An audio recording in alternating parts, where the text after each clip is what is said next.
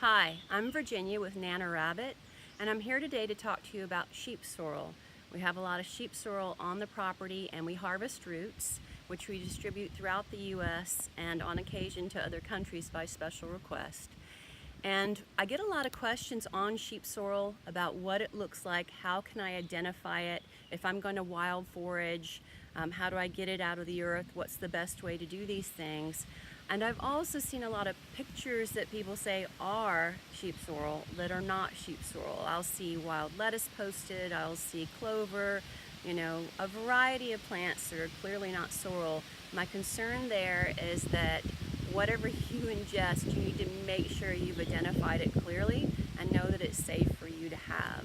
A lot of people are looking to harvest the sheep sorrel to add to their essiac tea.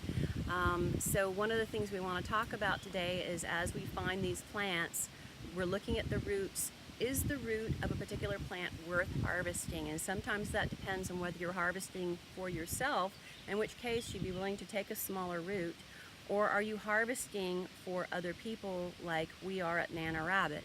And in that case, you don't want to pull a plant up that is small. You want to leave it there so that root can develop for at least 2 or 3 years.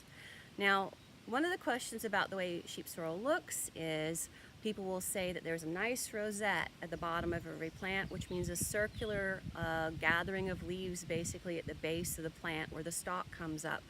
I'm going to show you on this property today, I will have plants that have a beautiful rosette at the bottom, the nice big circle wreath of leaves, lovely to look at, and it doesn't have any stalk. And then I'll show you another plant, same property, no rosette, but big long stalk, maybe 2 feet tall with lots of flowering at the top going on. And then I'll show you all sorts of varieties in between. We'll also look at the roots of those as well. And I'd just like to make one note to you. It is not optimal time to harvest these roots right now. However, if you need roots and the only way you can get them at this point is to wild harvest those roots, then go ahead and harvest them at any point that you can get them. Don't harvest a bunch. You can go back later and get more roots, right? When they're optimal medicinally. And that is the point of time when they are not flowering and when they've already seeded. Because when the plant is making the effort to flower or seed, a lot of energy goes into that, and you want as much energy as you can get out of that root. So we're going to look at the roots, we're going to look at whether it has a rosette or not, we'll look at the shape of the leaves, and the leaves look, generally the best way to describe that is it looks like a little fish, and a lot of people will compare it to little goldfish crackers. And we'll also look at what you're going to get for the effort you put into that. We distribute 0.5 ounce packets, and you're going to have to gather a lot of plants if you get smaller roots to come up with that 0.5 ounces. But you're going to probably harvest for yourself, hopefully, and that's going to be a lot easier for you. So let's go take a look at some plants, and we'll dig some sorrel up and we'll talk about how that works. Okay, so here are some plants, and you'll see you've got some flowering on the top of this one, and these little tiny ones here. And I can tell you right now, these are not anything you would want to harvest for your own personal use, nor would you want to harvest them for someone else, because the roots would not be sufficient. If you're harvesting leaves, you wouldn't mess with these either, or the aerial portions. But just to take a look at it, let's see, let's choose something over here, like this little guy right here, and let's just poke a finger in and take a look at those roots. The soil is very loamy here on this part of the property, and it's also dry, so it's not hard to dig it up. Let's just take a look. So there you see. Can you see the root there? Just very, very, yeah, that's it. That is not something you're gonna dig up, right? Let's go ahead and put the dirt back there and let that baby have some more years before we start poking at it and doing stuff with it. All right, so you stay there and we'll see you in 2 or 3 years. Smaller leaf, take one of these off. And there's a smaller leaf right here. Now that's unusual. I have not seen one like that. Okay, so here's a good example of, this is definitely sheep sorrel, but look at the shape of that leaf. That's really unusual. So somebody that tells you it only looks like this, not correct. Now overall on this plant, even though you've got this little oddball leaf right here, overall on this plant you're going to see the same shape. You see the same shape over and over again. on this. And just be mindful that overall the plant should look like that. You know, you can have your little oddball in here, and that's fine as long as the rest of it does have the correct shape for the leaves. So let's take a look at the roots on this. I want you to also notice there's a rosette here, which means that the leaves are in a circular pattern that are formed here. It's like a nice round circle, and they call that a rosette. And you normally find that on the base of a plant. Good. Okay.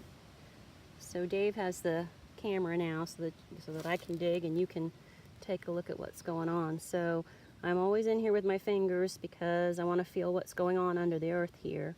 And this is soft enough to do that. You see some root there.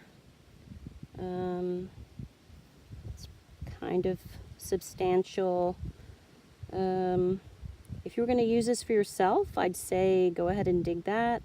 I'm not sure I'd really want to dig this today. Let's go ahead and see what else there is here. I'm going to trace a little out and shake some loose so you can see where it goes. There's some more coming back this way. But you can see the thread of it. You can see it's very small. Now, I would never dig roots up that size for distribution. It still has to be dried. It would be smaller even than this once I processed it. This is more sizable, but there's only this little stump of it. And honestly, we pulled a plant off of this earlier just for a demonstration. Let's look and see. I can feel more reedy roots about the same size. Let's see, and there's a big piece here, so you know you might work on over to here, but I'm actually going to put this plant back because I don't want to dig it up right now. It's just to show you how this works, and we're going to look at some more plants, and I will harvest and dry the roots on another plant so you can take a look. But so there's an example of the rosette, the circular formation of leaves. You can see the goldfish shaped leaves here. There you've got your top that's a bit wide, not very rounded on this particular one, with the little points at the bottom. Here's another one here. That one's a little longer and skinnier, and that one's more fish-shaped. As you can see, it's as if it comes in at the bottom there and has these little points going off, which looks very much like a goldfish. Okay, that's an example of a little rosette in kind of a drier, loamier kind of earth. There we go. Let's go look at another type of plant. All right, so I've got this going up pretty good. Feel like I should be able to look at these roots and know what's going on here. So I'm going to pull the fork back out. All right. Here we go. So we've got our plant right here and here. And what I'm going to do is I'm going to just dig into this pushed up soil with my fingers. There we go. I'm just pulling out a bit. There's a ladybug here. There we go. And let's just see what we've got going on here.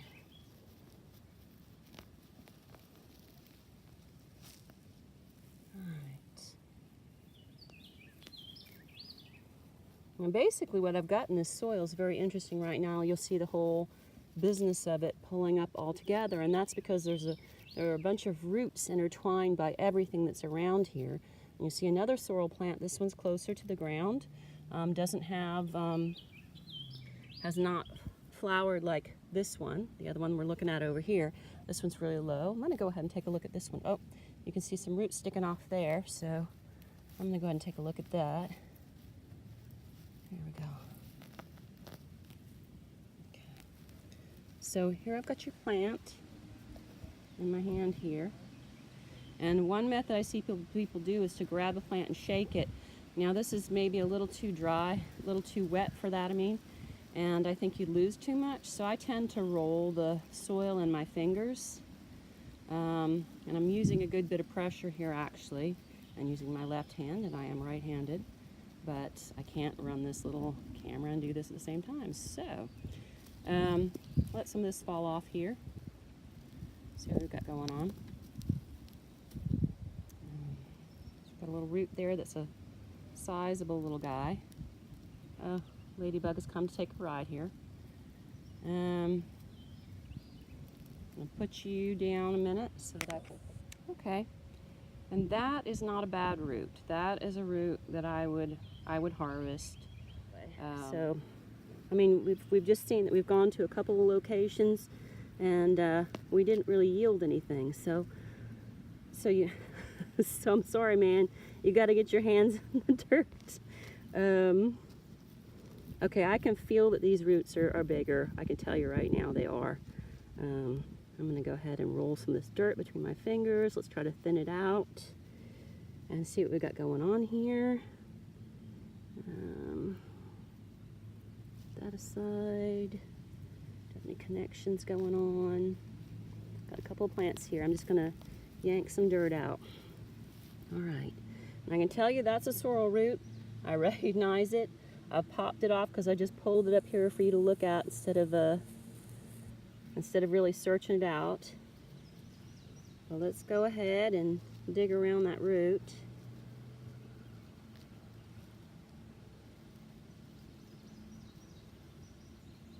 Okay, and I'm rolling. I just kind of roll and compress the dirt to encourage it to let go of what I got going on here. I'm gonna go ahead and just pull some of this out here. All right, there we go. All right, so here we've got the plant, and you can see that lovely yellow root showing up there. All right, and you can see that's a more serious looking root. Would definitely harvest that. I have seen bigger on the property, but this is just what we're seeing today. You never know what you're going to get when you come out here. I've been out here when it's too hard to get into the soil, and I've been out here when it's raining, and some days there's just this glorious vein of roots, and some days there's not. So let's put our sorrel roots on the scale. And what have we got? We've got 0.1, so we have 0.1 ounces right now of roots. All right, but we need to dry them and see what the weight is, because you wouldn't use them until they're dry. But just to give you an idea, so we started with 0.1. All of the sorrel that we harvested today, I have finished taking it out of the dehydrator. It was in the dehydrator about 3.5 hours on the lowest temperature, and the way you know that it is done is when you take the pieces and you bend them, they actually snap. If it doesn't snap, then it needs to go back in there. You don't want it just bending and not breaking. This will keep about three years in a dark, cool place. I keep mine in paper sacks. You can store it whatever way you wish. And here's our scale. And I have the other pieces on there, and I'm going to add this to it, and then I'm going to show you the results here. And that is, we now have 0.0, it says, so it doesn't even register the weight of the roots at this point in time. So you'd have to harvest some amount more, I don't know what, in order to indicate there is a weight on there. And of course you'd need weight to add to your SCAC recipe or whatever it is you're working with on the roots. Here's a bee. Hello, bee. And and there we go. That's what we've ended up with. It gives you an idea of how long it takes to forage. As you practice this and do this more and more, you will identify what areas you should go to. You identify when you should go to them. You'll understand based on whether it has rained recently and the type of soil you intend to head to, whatever your foraging area is, because you'll probably have more than one. You'll understand whether you should go there or not on what days, and you'll plan ahead on that sort of thing. So, all right, so that is it for us today. I hope this has been helpful and that you have learned a little bit about identifying sheep sorrel and learned a little bit of something about how to forage it, how to dig it out, and clean it up and get it ready so that you can use it. Thanks. Bye from Nanna Rabbit.